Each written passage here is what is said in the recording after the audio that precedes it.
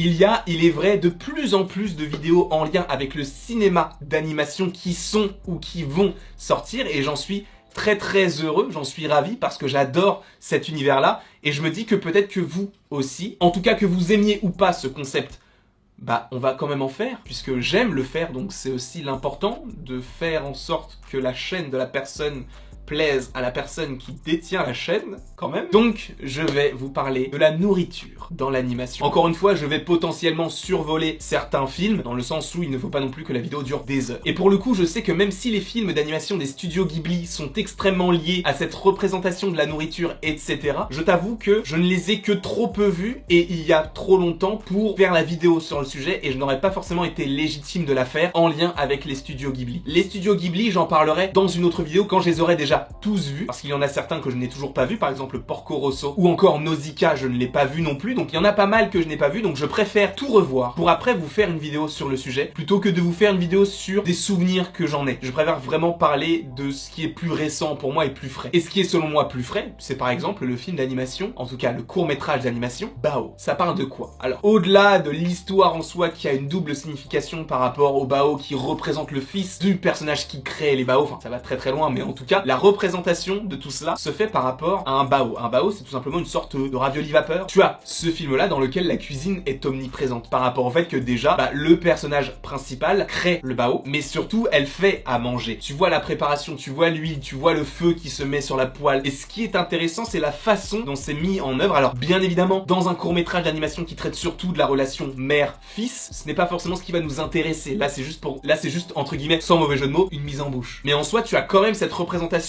culinaire qui est présente et que nous, vous avions posé sur le live Pixar avec Anto et The Serial Vlogger où justement on vous demandait est-ce que l'animation dans les films Pixar vous donne faim, parce que moi c'est le cas. Après Bao, j'ai eu envie de manger des Kit Kat. Ne me demandez pas pourquoi, j'avais faim. Je n'habite pas à côté d'un restaurant qui fait des Bao, d'accord? Donc je prends ce qu'il y a sous ma main. Et sous ma main, hop, il y avait un Kit Kat. Mais en soi, de la représentation de l'art culinaire, parce qu'en soi, c'est un art, selon moi. Même pas selon moi, c'est un art, je crois, la cuisine. Même si c'est toujours les mêmes ingrédients, la même recette, la même manipulation, bah ça donne faim. Et ça c'est fort parce que tu te rends compte qu'un film d'animation, donc ce qui est de base dans l'esprit de quelqu'un, te ressort un sentiment qui n'est même pas un sentiment mais une nécessité. Tu dois manger. Et ce film qui sort donc de la tête de quelqu'un, puis ensuite d'un dessin, puis ensuite d'une représentation graphique en 3D, puis après d'un court-métrage d'animation que tu regardes par la suite, tout ça, tout ce processus fait en sorte que ce que tu vois te donne faim. Et personnellement, je trouve ça extrêmement fort de leur part. Mais justement, comme je te l'ai dit, Bao c'était le début et on peut aussi, évidemment, en parlant de Pixar, et on peut aussi, évidemment, en parlant de Pixar, parler de Ratatouille, qui est un film sur la cuisine. Et ce qui est très intéressant dans le film Ratatouille, c'est la représentation que l'on a de la cuisine. Parce que au moment où Colette rapproche la tête de Linguini pour écouter la croûte du pain, ça m'a donné envie de manger du pain nature. Personne ne mange du pain nature à 17h. Donc c'est ça qui est fort, c'est juste par rapport à cette scène-là, déjà, t'as la baguette qui est plus ou moins bien représentée, hein. N'oublions pas que c'est quand même grossier, entre guillemets, mais la description que t'en fais Colette, le fait qu'elle te parle de l'odeur ou du visuel, en fait, inconsciemment, ça te fait travailler tes sens, puisque le visuel, tu le vois, c'est le pain. Mais l'odeur, c'est compliqué. Donc ce qui est assez intéressant, c'est que toi-même, tu vas t'associer à l'idée que Colette se fait du pain. C'est français ou pas? Et le bruit est, selon moi, essentiel. Alors, honnêtement, personne, je pense, va aller voir sa boulangère et va dire « Faites-moi écouter cette baguette ». Non.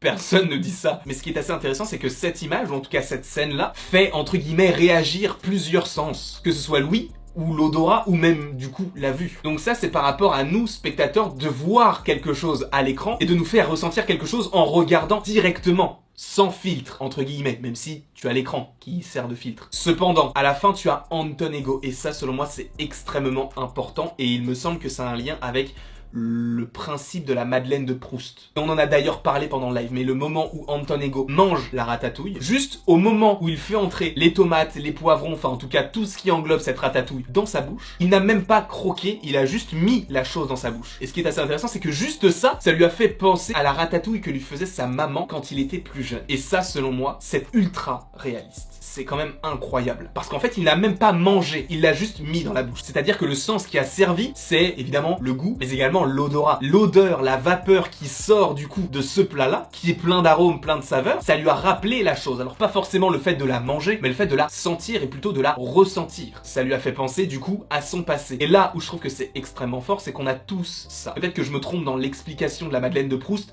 mais en gros, c'est un goût ou une odeur qui va te faire penser à quelque chose que tu as connu auparavant. Je me suis confié lors du live, mais je vais vous en reparler dans cette vidéo-là, c'est que personnellement, c'est l'odeur de la crème fraîche avec le poulet. Parce que quand j'étais plus petit, mon père, ma mère, même encore aujourd'hui, en fait, ils le font, ils font de la crème fraîche, ils font du poulet à la crème, en fait. Et je sais que quand j'aurai mon appartement ou ma maison et que je serai chez moi tranquillement en train de faire à manger, en train de faire mon poulet à la crème, juste le fait de le faire et l'odeur, ça va me rappeler des souvenirs que j'avais quand je le mangeais, quand j'étais ici, chez moi. Et c'est ça qui est très intéressant, c'est que on peut se dire, il exagère. Mais en fait, non, il n'exagère pas parce qu'en fait, ce sont des choses que certaines personnes peuvent ressentir, ce que je vais ressentir plus tard. L'odeur du gâteau au chocolat de ma maman n'aura jamais l'odeur des autres gâteaux au chocolat. Pourtant, ça peut être la même recette, mais l'odeur et le goût, ce sera toujours associé à ma maman. Et on a tous des petits éléments comme ça, pas forcément en rapport avec la nourriture, même si bon, là, c'est le cas. Et c'est ça que je trouve extrêmement fort, c'est qu'ils arrivent à nous faire ressentir des choses au niveau des sens. Ressentir au niveau des sens, wow.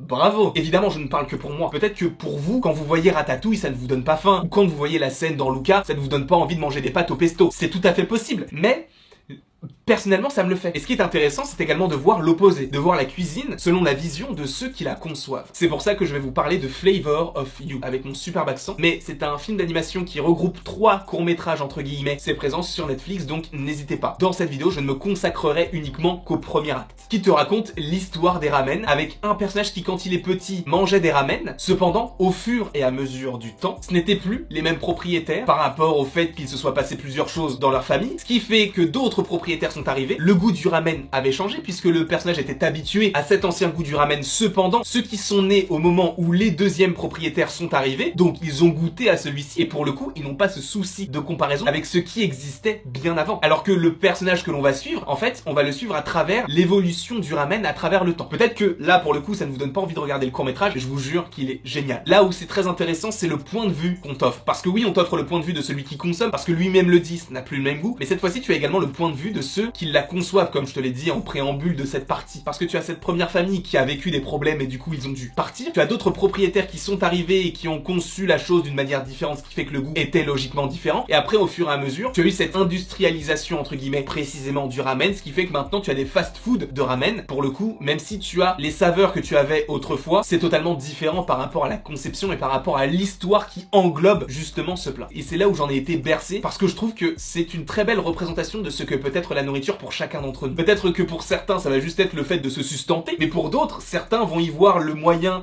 de pouvoir s'exprimer artistiquement, dans le sens où oui, la cuisine c'est un art. Donc le fait de couper des oignons, le fait de mettre de l'ail, des herbes, etc. c'est vraiment quelque chose qui est ancré dans notre réalité. En tout cas, peut-être que je suis encore allé trop loin, mais je m'en fous. Parce que j'avais juste envie de vous parler de la nourriture en animation, dans certains types d'animation. Si jamais je vois d'autres films d'animation qui sont en lien avec ça et que ça me donne d'autres idées, par exemple par rapport au Ghibli, où je sais que la nourriture a un rôle prépondérant, là pour le coup, je vous en ferai peut-être une vidéo. En tout cas, j'espère que vous avez apprécié cette longue petite vidéo. N'hésitez pas à l'aimer, à la partager, à la commenter et à vous abonner. Cela me ferait bien évidemment extrêmement plaisir. Et après toute cette longue vidéo, il ne me reste plus qu'à vous dire à la prochaine pour la prochaine.